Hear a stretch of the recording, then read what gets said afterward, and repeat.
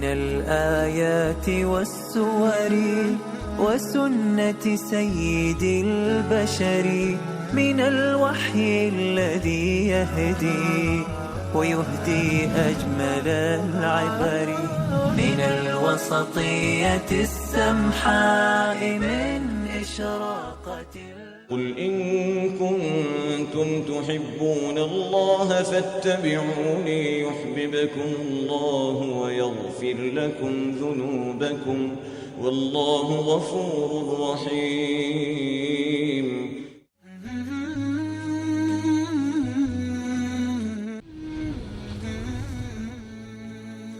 السلام عليكم ورحمة الله وبركاته، والحمد لله والصلاة والسلام على رسول الله وعلى آله وصحبه و من اتبع هداهم إلى يوم الدین.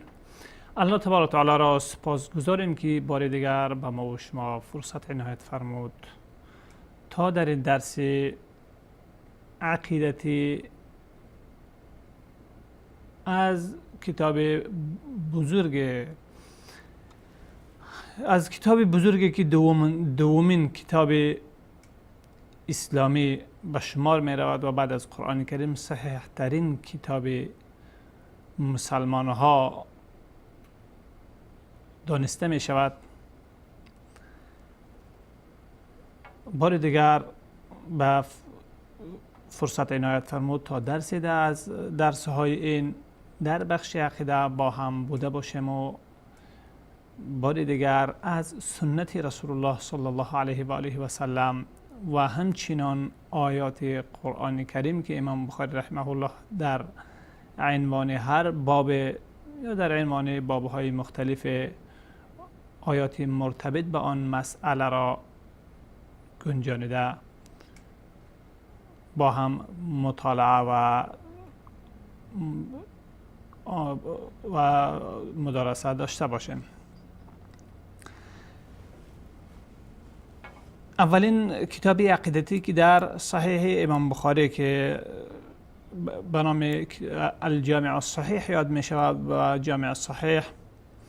جامع به معنی کتابی که در او مجموع 8 فن عمده از فنهای علم حدیث در او جمع شده باشد و یکی از آنها بخش عقیده هست. امام بخاری رحمه الله تعالی بعد از اینکه آغاز وحی را در بیان کرد و کتاب خود را به بدء الوحی آغاز کرد، اشاره به این که آنچه از احادیث رسول الله صلی الله علیه و آله و سلم و همچنین آیاتی که در محتوای آن احادیث ذکر می‌گردد همه اینها جزئی از وحی الهی هستند و یک انسان مسلمان باید با این دیدی وحی و الهی بودنی سنت رسول الله صلی الله علیه و آله و سلم به گونه اعتقاد به وحی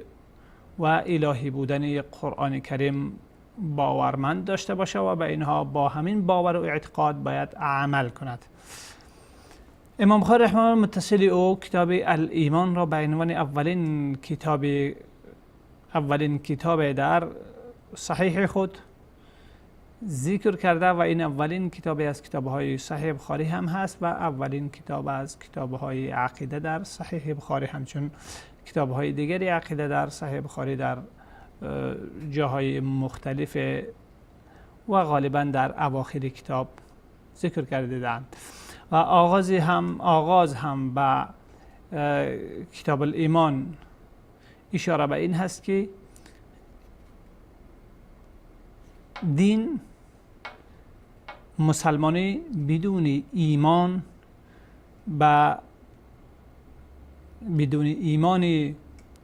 راسخ و درست ممکن نیست و سنت رسول الله صلی الله علیه و آله و سلم هم یکی از بنیادهای ایمانی انسان هست که هم ایمان به او لازم هست و هم ایمانیات انسان را، ایمانیات مسلمان ها را همانند قرآن کریم به آنها آموزش می دهد. امام بخاری رحمه الله تعالی در زمین مطالبی که یاد آور شد و نقدی که بر گروه های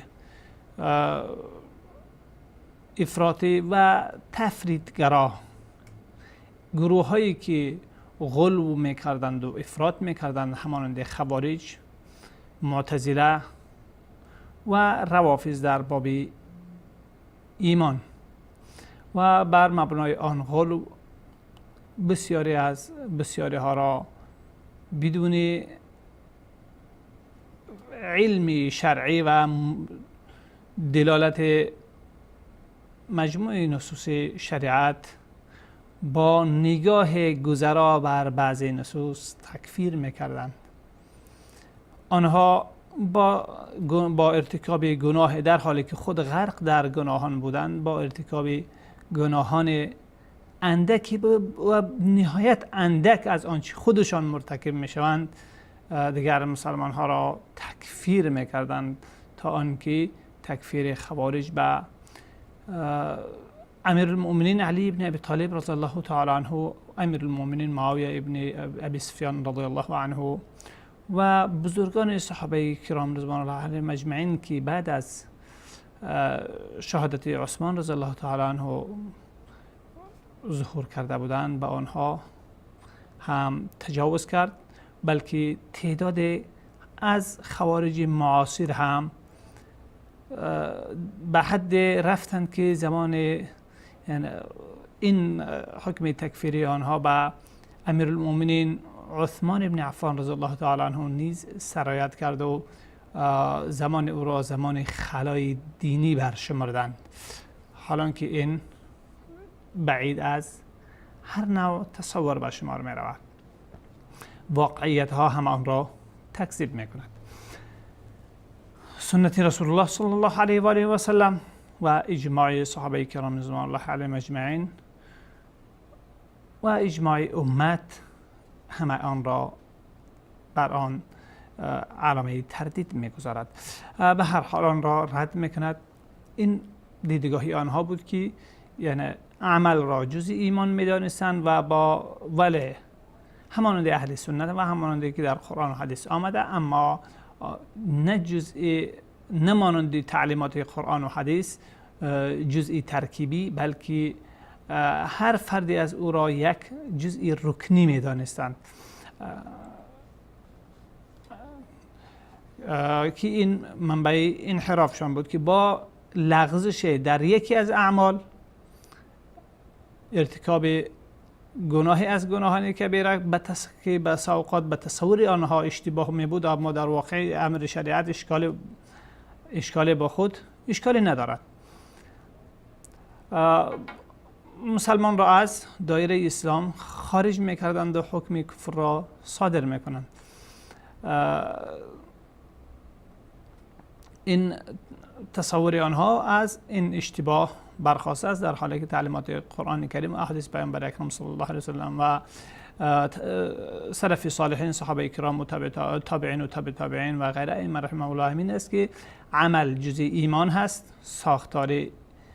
ایمان ترکیب از قول، از اعتقاد، اعتراف و اعمال زبان و همچنان اعمال جوارح و دیگر اعضا هست. مجموعه از اینها اعتقاد قلبی، اعمال قلب، اعمال لسان، زبان و اعمال دیگر سایر اعضا، این همه جزئی از ایمانیات هست و ایمان انسان را می سازند و نقص در هر یکی از آنها با معیار همان نقص سنجیده می شود. گهگاه نقص از جمله اموری می باشد که کاملا بنیان ایمان را از بین می برد، اما گهگاه دیگری نقص از قبیلی می باشد که بخشی در او خلل ایجاد می کند، اما بنیان بر حال خود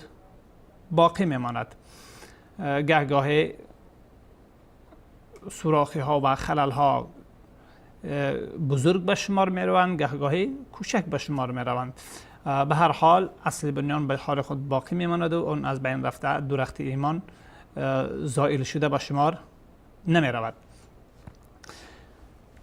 مطلب دیگری که در پیرامون این بیان شد از این بود که پس وقتی که اعمال چنین بود، با تکمیل و اضافه شدن هر هر جزئیه از جزئیات عملی و بلکه آگاهی انسان و آگاهی جدید انسان به معلومات تازه دینی و اعتقاد او به آنها، اعتقاد او و ایمان قلبی او به آنها، ایمان آن را می افزاید و در صورت عدم معلومات او نقص در ایمان او وجود دارد، اما ایمان او را زائل نمی سازد. از این جهت ایمان گفتن بخشی دیگری از بیان ائمه سلف که امام بخاری رحمه الله در آغاز هم به او بیان کرد و در درس‌های اخیر پیرامون او عنوان ویژه‌ای گذاشته بود که ایمان زیاد می شود و کم می شود، در اساس همین معیارها قابل زیادت و نقصان هست و این زیادت و نقصان حتی در بخشی با اعتقاد بر اساس نقص معلومات و امثال او بوده باشد، این به معنای شک و تردید و یا نفاق نیست. همچنان که امام بخاری رحمه الله در عنوان باب گذاشته مطلب دیگری را به ارزیابی گرفتن که ترس انسان، خوف انسان از این که عمل او برباد نرود، شاید عمل او قبول نشده باشد، شاید مشکل در قبولیت اصلی اساسی ترین اعمال او بوده باشد و رعایت و پاسداری این بخشی از بخش‌های عمده تکوین ایمانی خود به معنای نفاق یا شک در اصل اینها به شمار نمی رود، بلکه در آیات قرآن کریم، آیات بیشمار قرآن کریم، عمل ایمان بر خوف و رجا بنا یافته، از امید دارند که الله تبارک و تعالی این عملی از آنها را قبول کرده باشد، ولی هراس و ترس هم دارند که در عملشان خلل‌هایی بوده باشد که باعثی مسترد شدن او گردد. از این جهت این یکی از جمله محورهای بنیادی و اساسی در تعامل سلف صالحین، صحابه کرام و ائمه تابعین و غیره در بندگیشان با الله تبارک و تعالی به شمار می رود و از این امر از چیزهای اساسی در او بود و هر یکی از آنها حتی می ترسیدن که نفاق به آنها راه پیدا نکنه. یکی از ویژگی های خاص نفاق ای هست که اعمال انسان به اساس ریاکاری بوده باشد، پس این به آنها راه پیدا نکند و خلل در اصل ایمان آنها با وجود بیاورد و این به هیچ وجه به معنای عدم صحت اسلام و ایمان آنها نیست، بلکه قسمی که مرجئه در این سفسطه گفتند، بلکه این به معنای این بیانگری شدت اهتمام و توجه آنها به دینشان و اعتقادشان و ایمانیاتشان هست که افامنوا مکر الله فلا یأمن مکر الله الا القوم الفاسقون. آیا یعنی در ایمن بودن از مکر و تدبیر الله تبارک و تعالی، از فتنه ها، همه این نشان ضعف بینش شخص درباره دین و ایمانش است و ضعف اعتنای از او بر این سرمایه بزرگی او. قسمی که مثلا کسی سرمایه بزرگی داشته باشد و همیشه از از بالای ضیاع او یا که گم شدن یا دست خوشی دیگران رفتن او میهی راسیده باشد، به معنای از بین رفتن او چیز نیست، ولی بیانگر شدت اهتمامی از او و ارزش والای او نزد این شخص می باشد. در درس‌های گذشته همچنان این توضیح گردید که ایمان، اسلام دین، شریعت، تمام اینها وقتی که به تنهایی ذکر می شوند شامل تمام جزئیات و تفاصیل دین مبین اسلام می باشد، چه ایمان، چه عقاید بوده باشه، چه اعمال بوده باشه، چه اقوال زبانی انسان بوده باشه، تمام اینها را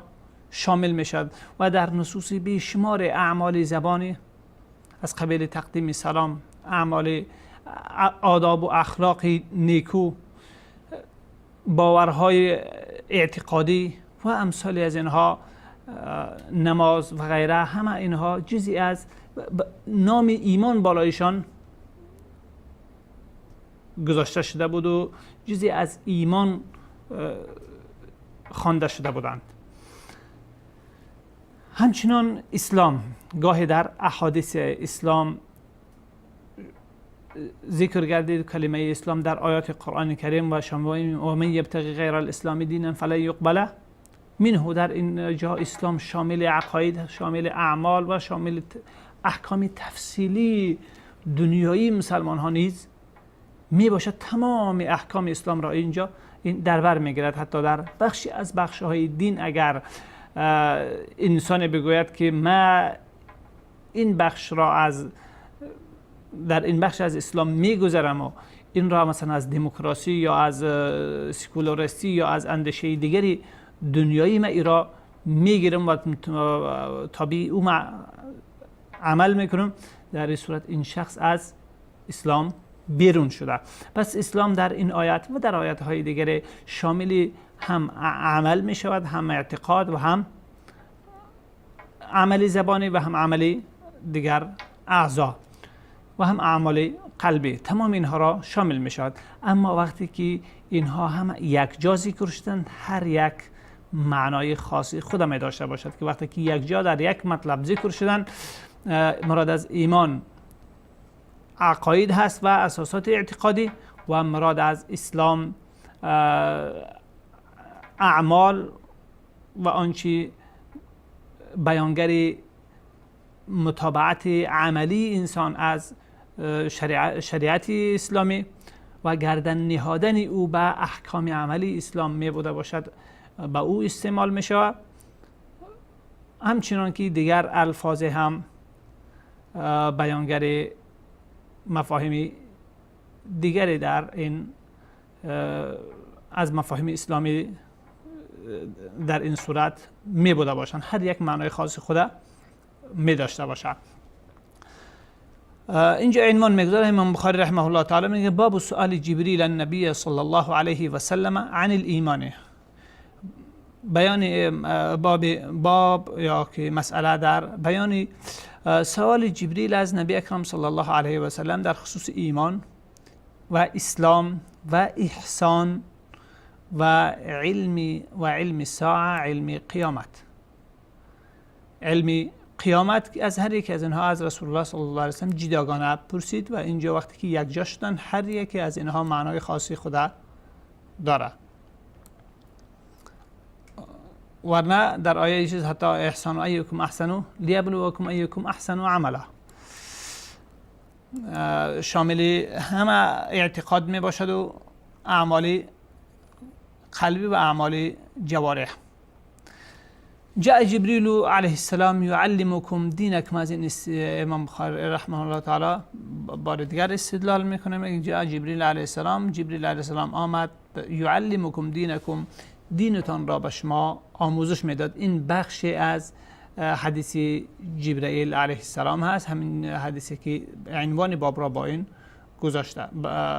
با آن گذاشته و این حدیث از روایت ابو هریره رضی الله تعالی عنه آمده، از روایت عبدالله ابن عمر رضی الله تعالی عنه در صحیح مسلم مفصل تر طولانی تر هست و از روایت ابو ذر رضی الله عنه و دیگر صحابه کرام رضوان الله علیهم اجمعین نیز حکایت شده، حدیثی مشهور است. ولی مشهورترین روایت این حدیث روایت ابو هریره رضی الله تعالی عنه و عبدالله ابن عمر رضی الله تعالی عنهما است که هر دو در صحیحین هستند. فجعل ذلك كله دینا، تمام امین مسائلی که پرسیده بود، ایمان، ایمانیات ارکان ایمان، اسلام احسان، به کمال اخلاص در بندگی الله تبارک و تعالی و همچنان قیامت، علم قیامت و اینکه این مختص به الله تبارک و تعالی هست و اعتقاد باور به اینکه حتی پیامبر اکرم صلی الله علیه و سلم هم راجع به آن چیزی نمیدانست مگر آن اموری که در قرآن کریم برای او بیان گردید یا اینکه با وحی حدیثی به رسول الله صلی الله علیه و سلم بیان گردید و به امت خود رساند. بعد از این اطلاع دهی اینها هم امت هم به اندازه که به آنها رسیده میدانند، قسمی که پیامبر اکرم صلی الله علیه و سلم به اندازه که به او رسیده بود به همون آگاهی داشت و ما سوای آن که مطلق علم غیب ویژه الله تبارک و تعالی است و این اعتقاد به این تمامی از اینها را نبی اکرم صلی الله علیه و سلم چی برشمرده؟ فجعل ذلك كله دینا، تمام این را نبی اکرم صلی الله علیه و سلم دین نامیده. و ما بین النبی صلی الله علیه و سلم، این امام بخاری رحمه الله تعالی اینجا هم اشاره به الیوم اکملت لکم دینکم، دین شامل همه از اینها می بوده باشد و در اموری که عملی انسان راجع به او کم می باشه به هم اندازه در تدین او کم بودی می بوده باشد، به هر اندازه که ادای عملی و تطبیق عملی او بیشتر می باشد تدین او بالاتر حساب می شود. امام بخاری رحمه الله بعد از این از حدیث دیگر استدلال می کند برای این مسئله و بیان النبی صلی الله علیه و سلم لوفد عبد القیس من الایمان، و آنچه که نبی اکرم صلی الله علیه و سلم برای وفد عبد القیس از ایمان بیان داشتند.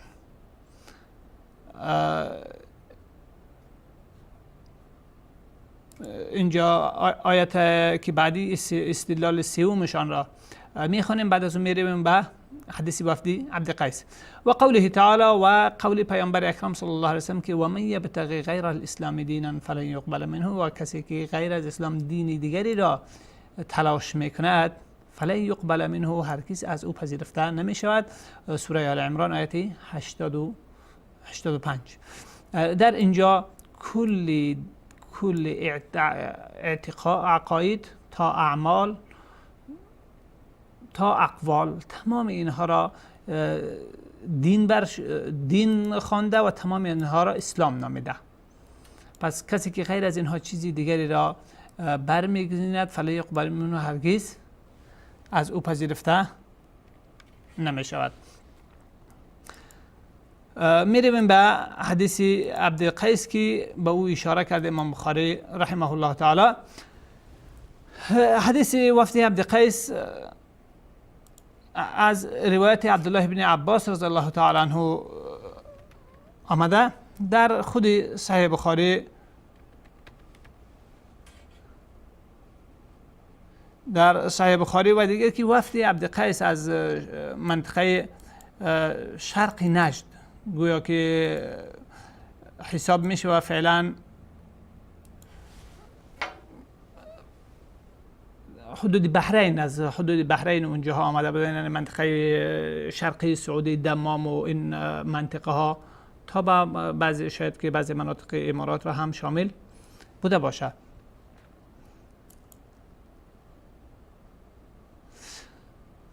ببینید این حدیث یک در صحیح بخاری در جاهای متعدد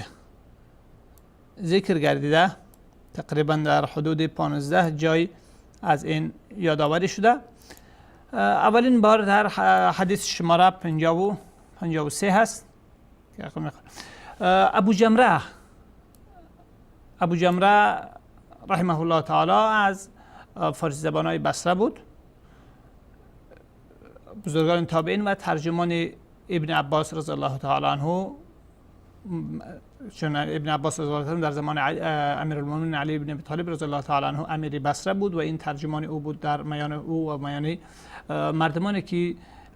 به عربی آشنایی نداشتند و در این سرزمین اسلامی زندگی میکردند، چه کسانی که مسلمان شده بودند و چه کسانی که تا حال مسلمان نشده بودند. میگه که كنت اقعد مع ابن عباس یجلسنی علی سریره، میگه من با ابن عباس می نشستم، مرا بر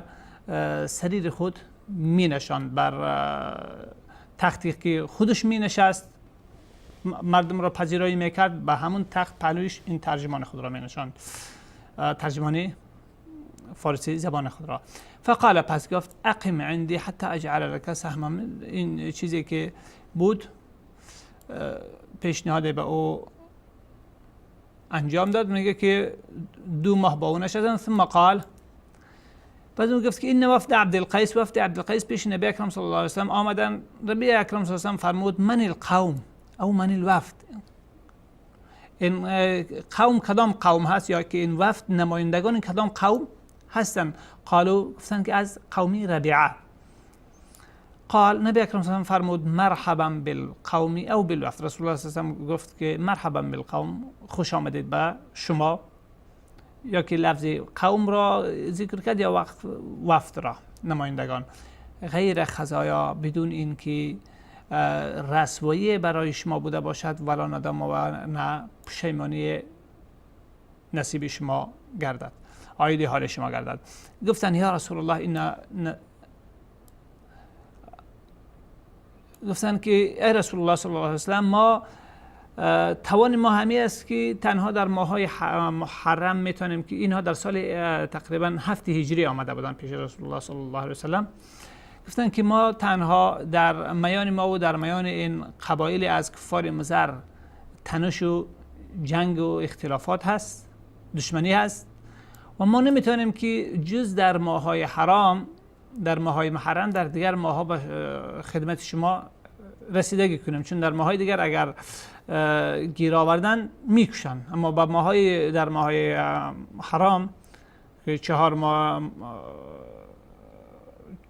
ماه بودن، رجب و 3 ماهی شوال و ذوالقعده و ذوالحجه، در اینها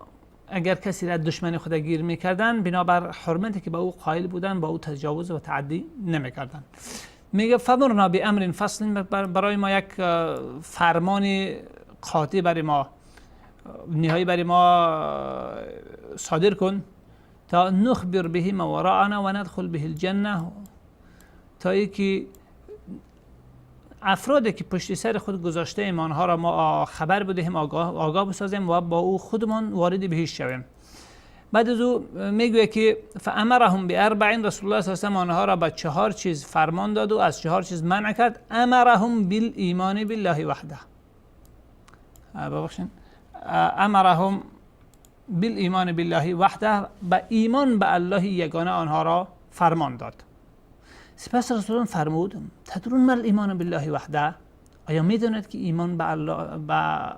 الله یگانه چی هست؟ گفتند الله و رسوله اعلم، الله و رسول بهتر میداند. فرمود شهادت ان لا اله الا الله. ببینید اینجا همه اعمالی بعد از اعتقاد هست که اینها را نبی اکرم صلی الله علیه و سلم جزئی تعریف ایمان شامل میکنند، و اشاره امام بخاری رحمه الله به این حدیث در کنار حدیث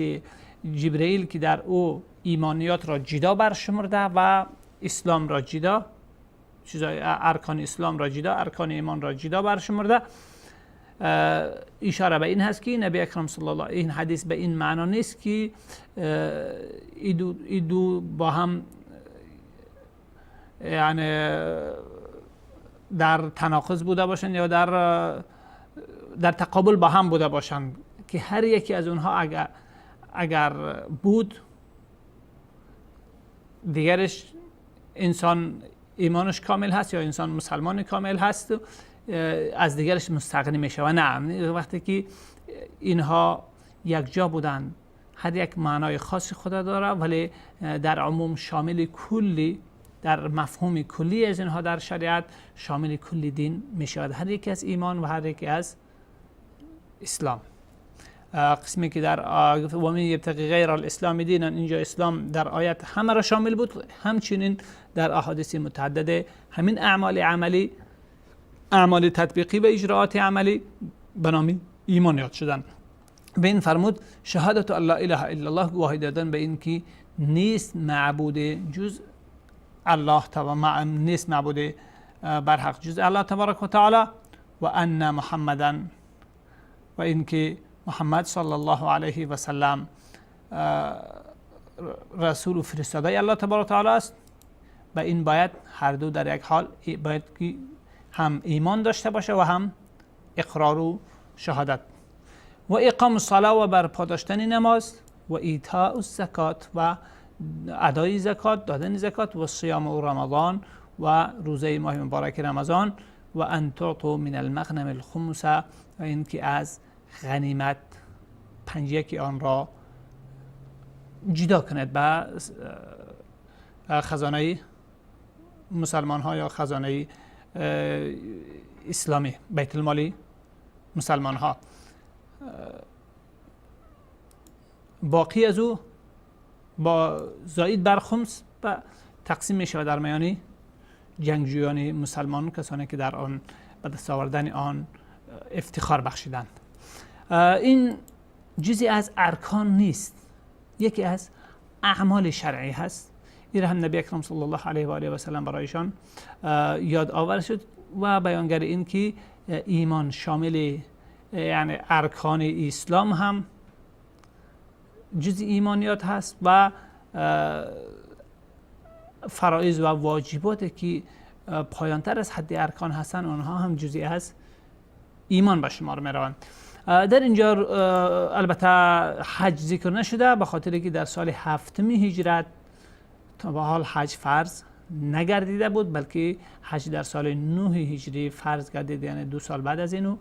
1 سال بعد از فتح مکه و 1 سال بعد از فرضیت حج رسول الله صلی الله علیه و آله و سلم آن را ادا نمود. و همین منوال نبی اکرم صلی الله علیه و سلم در اینجا که همین حدیث چیز از ابو جمره کنتو حدیث شماره 87 کنتو اترجم بین ابن عباس و بین الناس، ما یعنی ابن عباس و ما یعنی مردم ترجمانی میکردم تا اینکه اینجا ذکر امرهم بالایمان بالله وحده قال نفسی حدیث هست، در جاهای متعدد صحیح بخاری هم هست و در صحیح مسلم هم آمده. پس امام بخاری رحمه الله تعالی با اشاره به حدیث وفد عبدالقیس و آیه و غیر اسلام دینا فلا یقبل منه به این اشاره کرد که هدف از این انفصال ایمان، جدا بودن اعمال از ایمان و یا جدا بودن عقاید از اسلام نیست، بلکه این بیان یک نوع بیان اصطلاحی است که اینها وقتی که با هم ذکر گردیدن معنای لغوی از آنها مدار اعتبار می باشد در اصطلاح، اما وقتی که متوجه مکلفین می گردند در صورت هر یکی از آنها، هر یکی از اسلام و ایمان شامل کل مطالبات دینی و اسلامی می بوده باشد.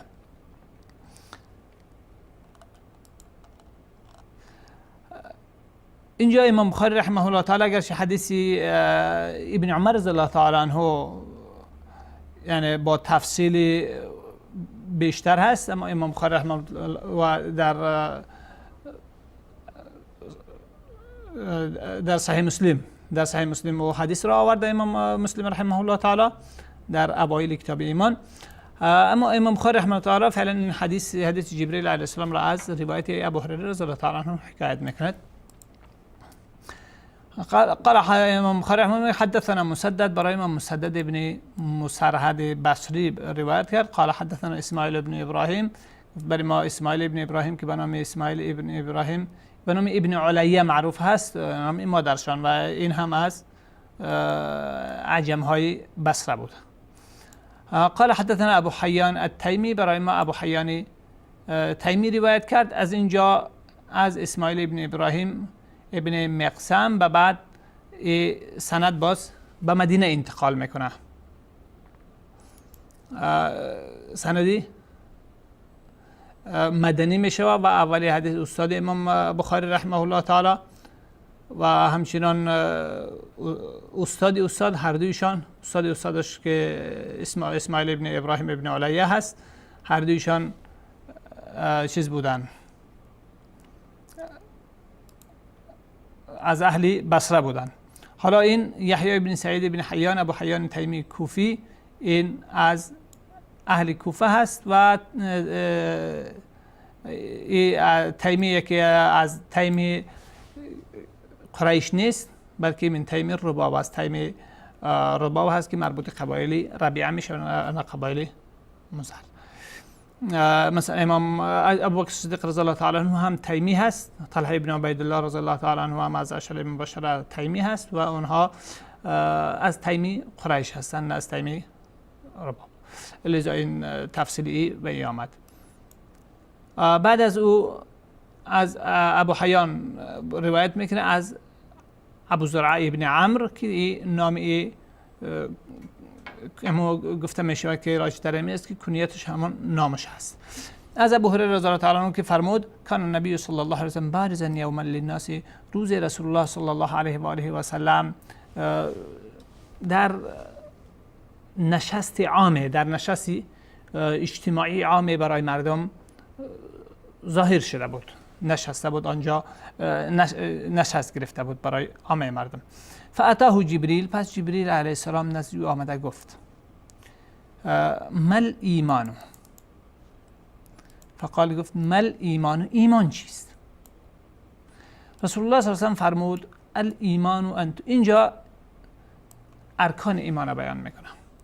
الایمان ان تؤمن بالله و ملائکته و کتبه و بلقائه و رسله و تؤمن بالبعث. ایمان این است که به الله و فرشتگان او و کتابهای او و ملاقات او در روز قیامت و رسولان او و به برانگیخته شدن بعد از مرگ ایمان داشته باشی. ایمان به الله یک رکن، ایمان به ملائکه ها دیگر، ایمان به کتاب های آسمانی دیگر، ایمان به رسولان الهی، ایمان به ملاقات الله تبارک و تعالی در روز قیامت و ایمان به برانگیخته شدن بعد از مرگ. این هم هر دو تقریبا یک رکن تشکیل میدن. در حدیث ابو هریره، ببخشید، این حدیث در ایش شامل چیز نمی باشه، شامل سوال نبی اکرم صلی الله علیه و آله و سلم از در پاسخ رسول الله صلی الله علیه و آله و سلم ذکری از ایمان به تقدیر نه به میان نرفته. ایمان به الله، ملائکه ها، فرشتگان، کتاب های آسمانی، رسولان الهی و بر روز قیامت 5 رکن در این ذکر شده. اما در حدیث عبدالله بن عمر رضی الله تعالی عنه و در بعضی از روایات همین حدیث ابو هریره رضی الله تعالی عنه او هم ذکر گردیده. مثلا در این از روایت ببینید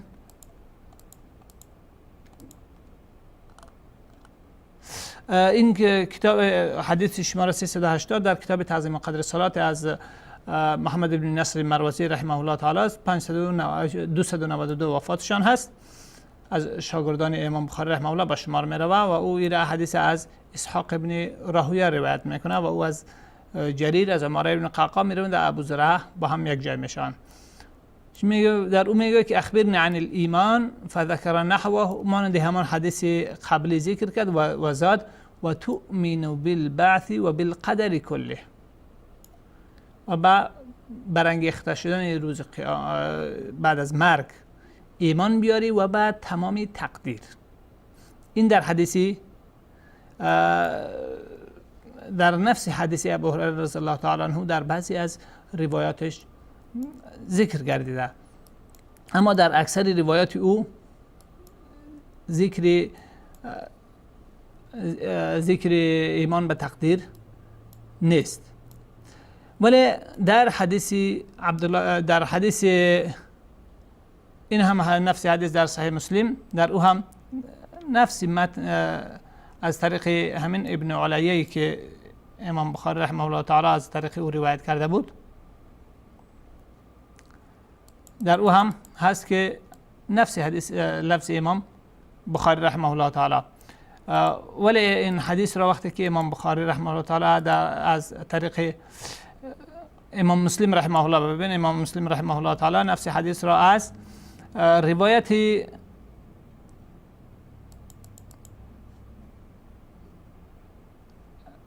یحیی ابن یعمر از عبدالله ابن عمر ابن خطاب رضی الله تعالی عنه، از که عبدالله ابن عمر ابن خطاب رضی الله تعالی عنه وقتی که روایت میکنه در او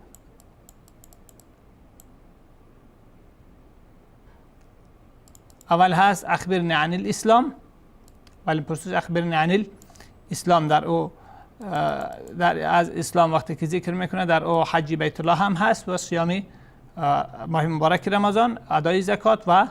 برپا داشتن نماز و شهادت به اینکه به کلمه توحید و رسالت. از ایمان که پرسان قال ان تؤمن بالله ان تؤمن بالله و ملائکته و کتبه و رسله و الیوم الاخر و تؤمن بالقدر خیره و شره. این وقتی که میگن که ارکان ایمان کدام ها هستند، ارکان ایمان بر اساس همین حدیث ذکر کردن. از جمله اینها غیر از ایمان به تقدیر تمام دیگرش در آیه سوره بقره لیس البر و آیات های دیگری یک جا ذکر شدند. تنها ایمان به تقدیر در آیات های قرآن کریم به عنوان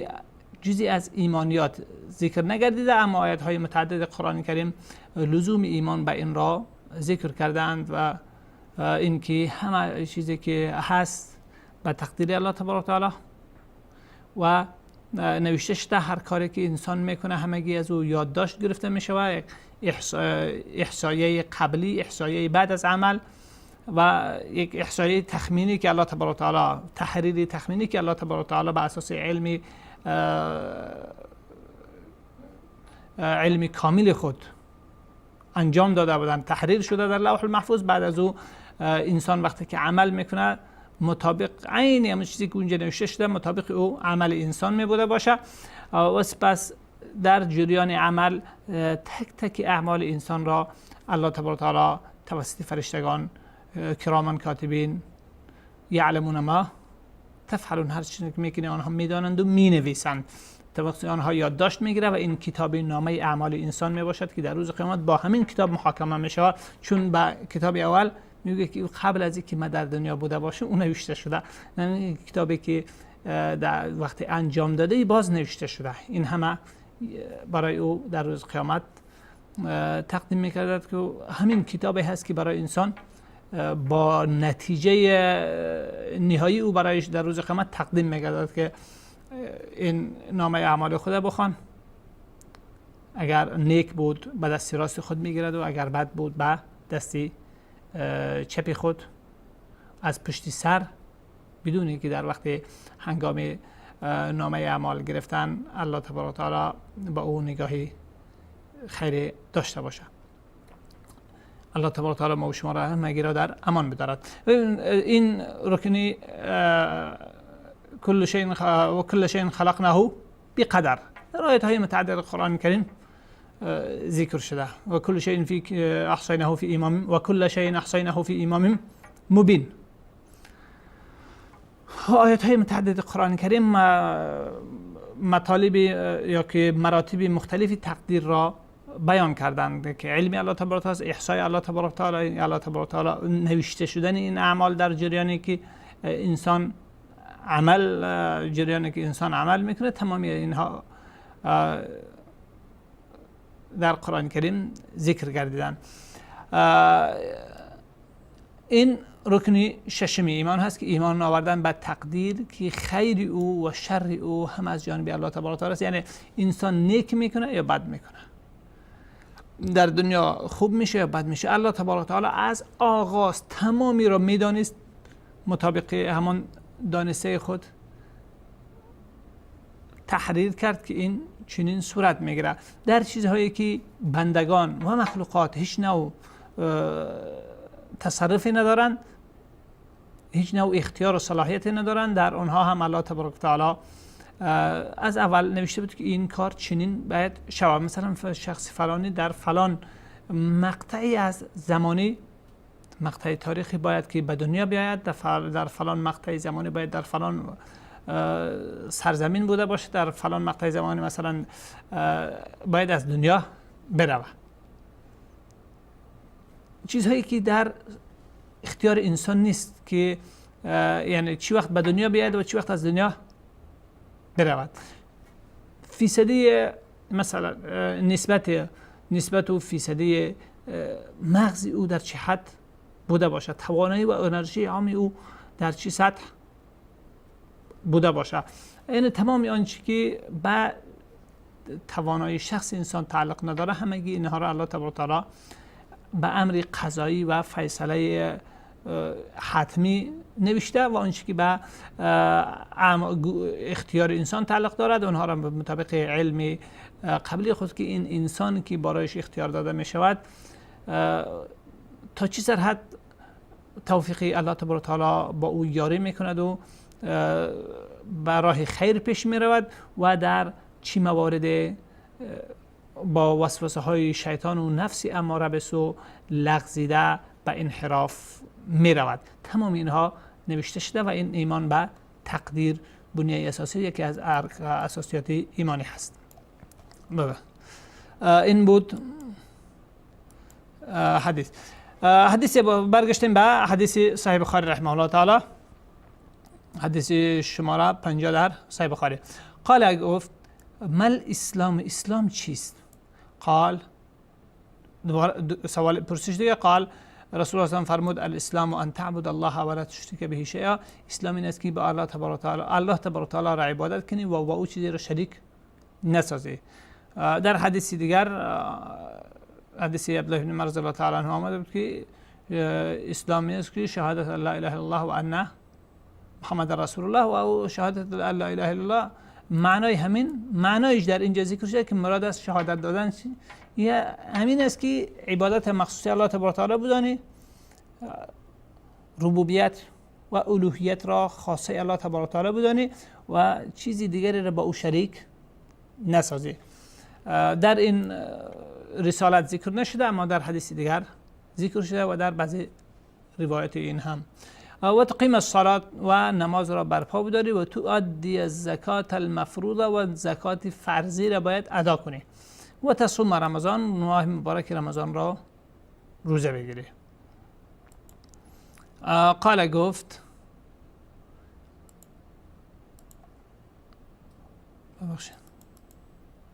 ببخشید در حدیث عبدالله بن عمر رضی الله تعالی عنه است و تصوم رمضان و تحج بیت، اونجا حج بیت الله هم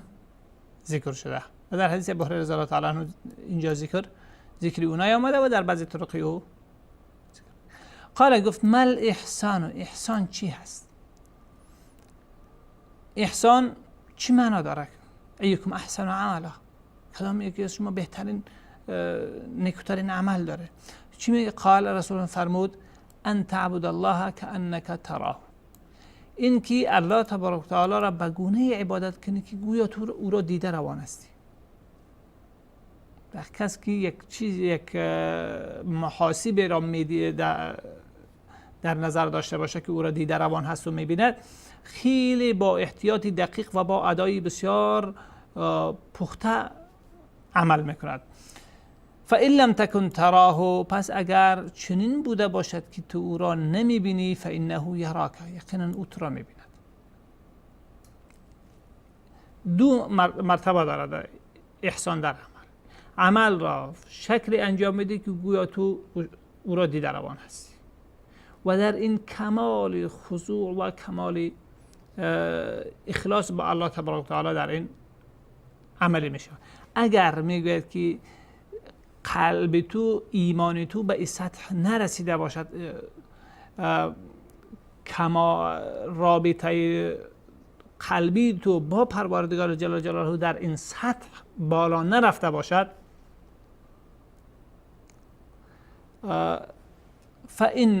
پس با این تصور او را عبادت را انجام میده، که عبادت الله تبارک و تعالی را انجام میده، که گمان که او تو را میبیند، دارد الله تبارک و تعالی تو را مراقبه میکند و تو را میبیند. پس این هم وقتی که انسان به ایست باشه که کسی او را مراقبه میکنه و او را میبینه، عملی او را مشاهده میکنه، در اون صورت این به اندازه کسی که خودش نفر را میبیند که داره او را مراقبه دارد، به اندازه او اخلاص و صداقت، اخلاص و حسن عملی او نمیبوده باشه، ولی در حدی اعلای از ادا قرار می داشته باشه. در این حدیث همچنین بر صوفیان خرافاتی که بر اساس مراقبت و بر اساس کمال وجد تصور میکنن که یعنی کمال اخلاص بنده در این هست که به حد انسان برسه که خود در وجود خدا یا خدا را در وجود خود ببینه. این نبی اکرم صلی الله علیه و آله و سلم کمال اخلاص و صداقت و احسان عمل، حسن ایمان شخص و حسن عبادت شخص را چنین توصیف میکند که به این سطح باشد که الله تبارک و تعالی را مراقب حال و خود را در پیش روی او ببیند قرار بده. و یا اینکه اگر به این حد نرسیده بود، خود الله تبارک و تعالی به این حد نرسیده بود که خود را در حال مشاهده الله تبارک و تعالی تصور کند، به این حد برسد که الله تبارک و تعالی او را دارد مراقبه میکند و میبیند. در این اگر چنین می بود که کمال گویا مراقبه الله تبارک و تعالی در این می بود که انسان خود را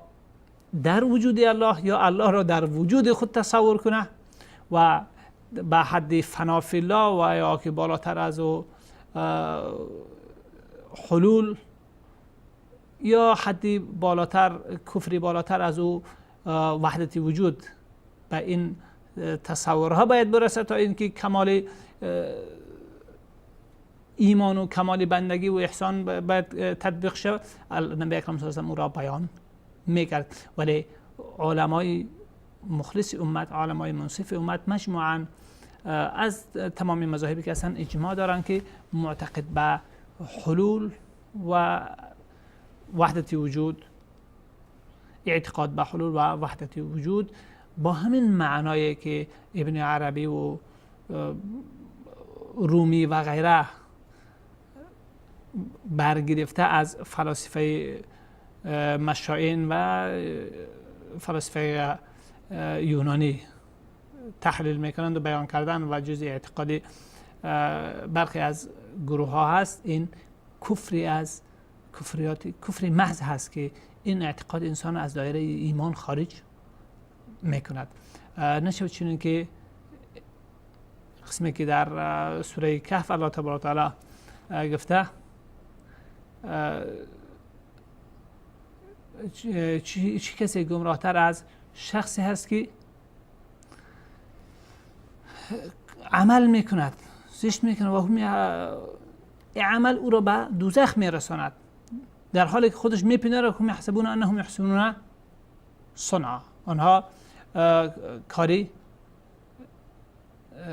دارن، کاری نیک انجام میدهند.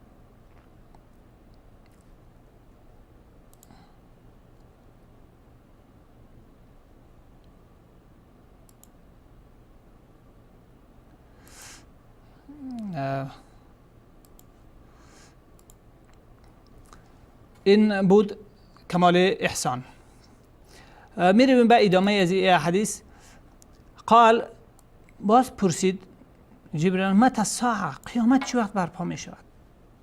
اینجا مسئله ای که چیزی از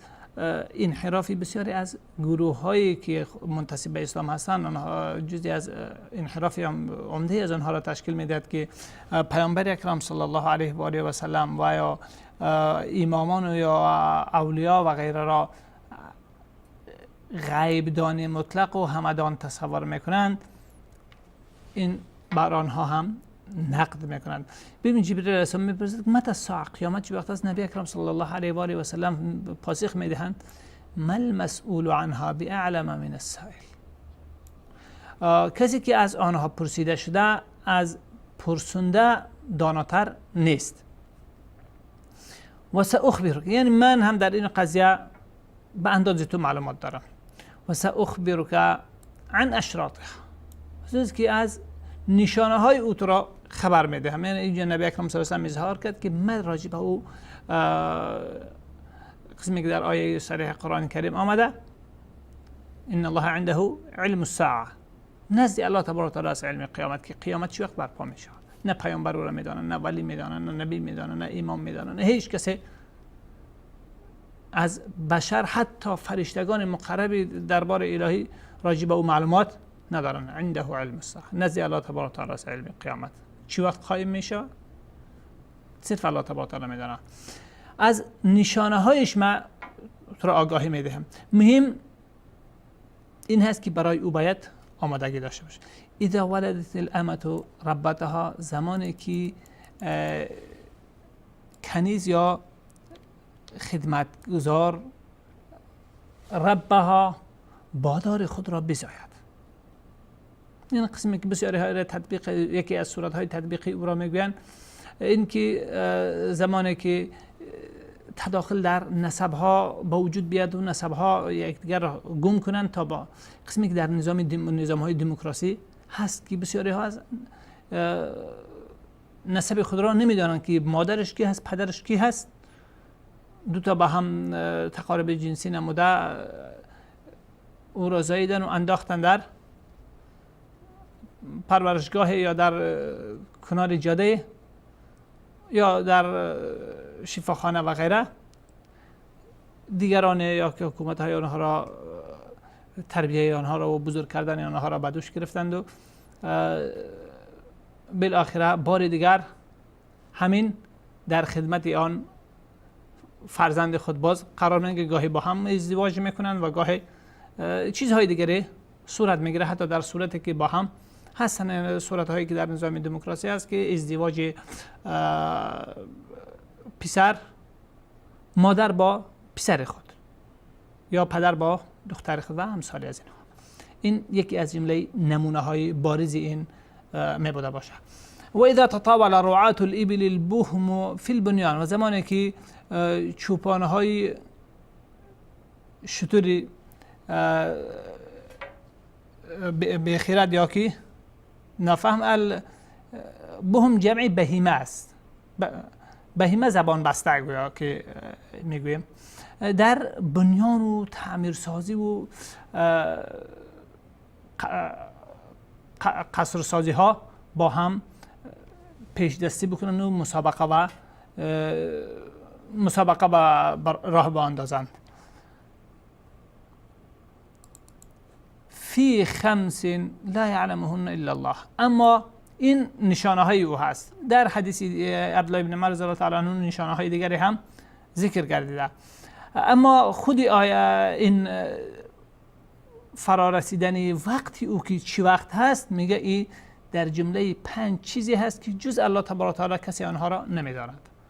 ثم تلا النبی صلی الله علیه و آله، پس نبی اکرم صلی الله علیه و آله این آیات را تلاوت نمود. ان الله عنده علم الساعه، یقینا الله تبارک و تعالی نزد اوست علم قیامت، و ينزل الغیث و یعلم ما فی الارحام، تا به اینکه تا به آخری آیات.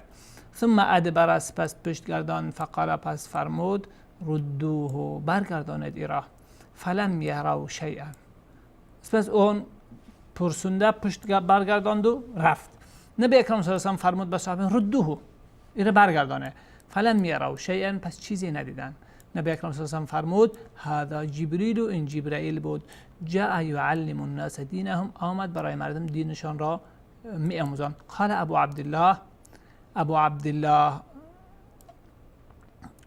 عبدالله امام بخاری رحمه الله، کنیت امام بخاری رحمه الله است، میگه ابو عبدالله گفت جعل ذلك كله من الایمان یا من الدین، تمام این امور را جزئی از ایمان قرار داد یا اینکه جزئی از دین قرار داد، قسمی که در اول اینجا ذکر کرده بود. پس در این حدیث تمام آنها را جزئی از ایمانیات قرار داد. یعنی هدف اصلی این هم نقد بر دیدگاه مرجئه بود که اعمال را جز ایمان نمیشمارن و چون فعلا وقتی برنامه ما با پایان رسیده، راجع به اشکال میخواستم که راجع به اشکالی که در این آیت بعضی ها مطرح میکنند، ان الله عنده علم الساعه و ينزل الغیث، تا به ادامه این، نه به این قسمت.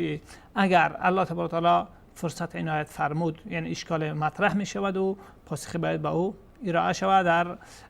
قسمت به چالش کشیدن این آیت با بعض امور یا که پیشرفت های عصری و تلاش می شود که غلط بودن این آیت قرآن کریم یا آیت های دیگری را برای مردم مطرح بکنن، و در حالی که آنچه که الله تبارک و تعالی گفته و رسول الله صلی الله علیه و سلم به عنوان وحی الهی به ما حکایت کرده، چی در قرآن کریم چی در حدیث رسول الله صلی الله علیه و سلم، امکان ندارد که اشتباه بوده باشد و امکان ندارد که واقعی، اگر خبر از واقعی امری بوده باشد، امکان ندارد که خلاف آن صورت بگیرد. یعنی اسلام با حقایق قابل تضاد نیست و بیان الهی امکان ندارد که مخالف با حقایق بوده باشد، چون این حقایق پیدا کرده و آفریده الله تبارک و تعالی هستند و الله تبارک و تعالی علم کامل او، کمال علم او منافی این هست که چیزی را در زمان برخلاف واقع تحلیل بکند و برخلاف واقع بیان بکند. این یک اصل عمده ای هست که باید هر مسلمان به او ایمان داشته باشه.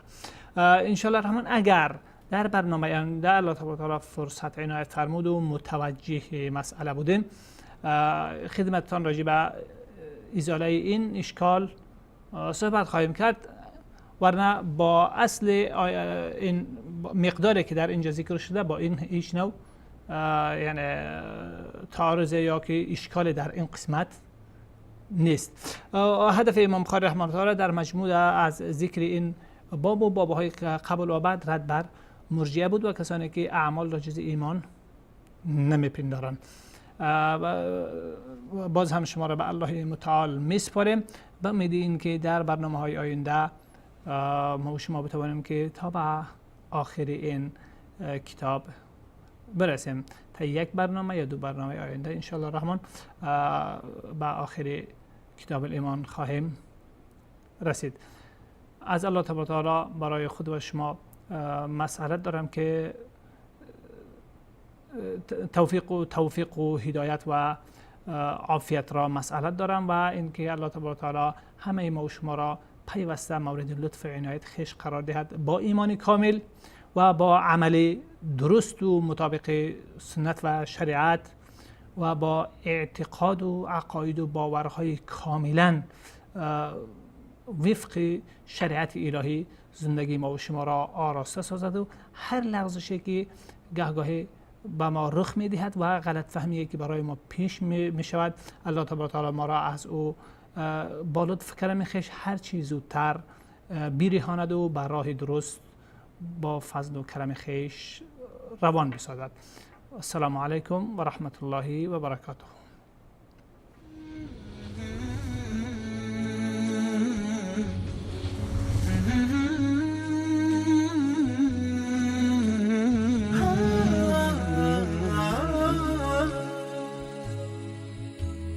من الآيات والسور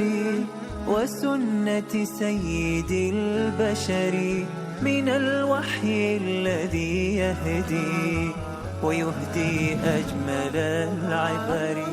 من الوسطية السمحاء من إشراقة قل إن كنتم تحبون الله فاتبعوني يحببكم الله ويغفر لكم ذنوبكم والله غفور رحيم.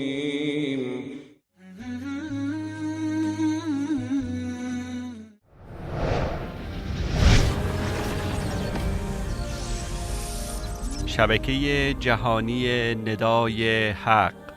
شما بینندگان عزیز می توانید شبکه جهانی ندای حق را بر روی فرکانس های زیر مشاهده نمایید.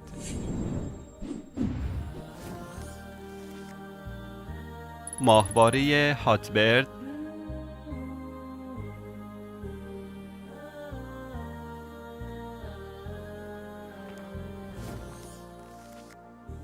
ماهواره یوتلسات 7،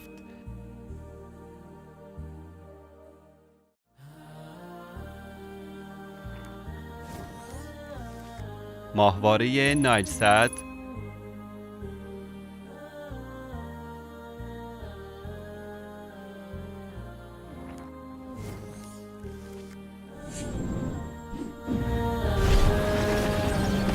شبکه جهانی ندای حق.